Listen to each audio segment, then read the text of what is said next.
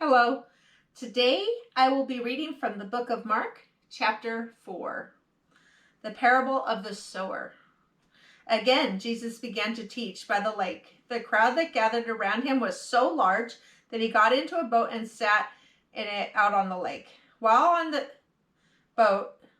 all the people were along the shore at the water's edge, he taught them many things by parables, and in his teaching said, "Listen, a farmer went out to sow his seed. As he was scattering the seed, some fell along the path, and the birds came and ate it up.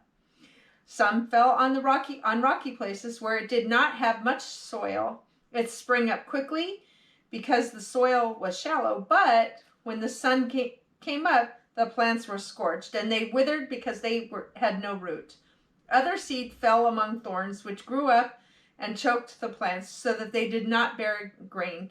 Still other seed fell on good soil. It came up, grew, and produced a crop, multiplying 36 or even 100 times. Then Jesus said, 'He who has ears to hear, let him hear.' When he was alone, the 12 and the others around him asked him about the parables. He told them, 'The secret of the kingdom of God has been given to you, but to those on the outside everything is said in parables, so that they may be ever seeing but never perceiving, and ever hearing but never understanding. Otherwise they might turn and be forgiven.'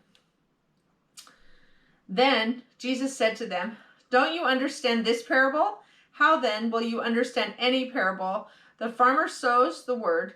Some people are like seed along the path where the word is sown, and soon as they hear it, Satan comes and takes away the word that was sown in them. Others, like seed sown on rocky places, hear the word and at once receive it with joy. But since they have no root, they last only a short time.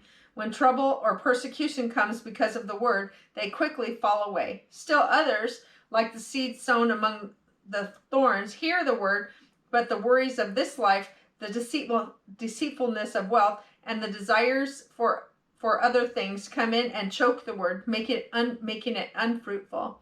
Others, like the seed sown on the good soil, hear the word, accept it, and produce a crop, 30, 60, or even 100 times what was sown. A lamp on a stand. He said to them, 'Do you bring in a lamp to put it under a bowl or a bed? Instead, don't you put it in the stand? For whatever is hidden is meant to be disclosed, and whatever is concealed is meant to be brought out into the open. If anyone has ears to hear, let him hear. Consider carefully what you hear,' he continued. 'With the measure you use, it will be measured to you, and even more. Whoever has will be given more. Whoever does not have, even what he has will be taken from him.' The parable of the growing seed. He also said, 'This is what the kingdom of God is like. A man scatters seed on the ground night and day. Whether he sleeps or gets up, the seed sprouts and grows, though it does not know how. All by itself the soil produces grain, first the stalk, then the head, then the full kernel in the head. As soon as the grain is ripe, he puts the sickle to it, because the harvest has come.' The parable of the mustard seed.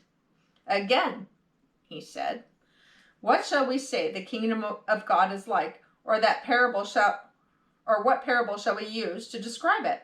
It is like a mustard seed, which is the smallest seed you plant in the ground.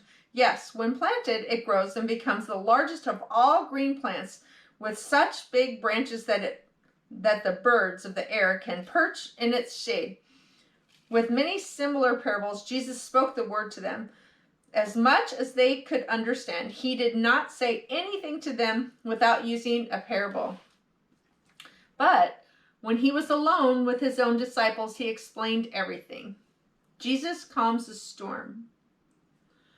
That day, when evening came, he said to the disciples, 'Let us go over to the other side.' Leaving the crowd behind, they took him along. Just as he was in the boat, there was also other boats with him. A furious squall came up, and the waves broke over the boat, so that it was nearly swamped.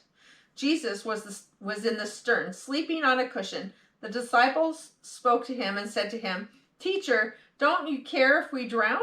He got up, rebuked the wind, and said to the waves, "Quiet, be still."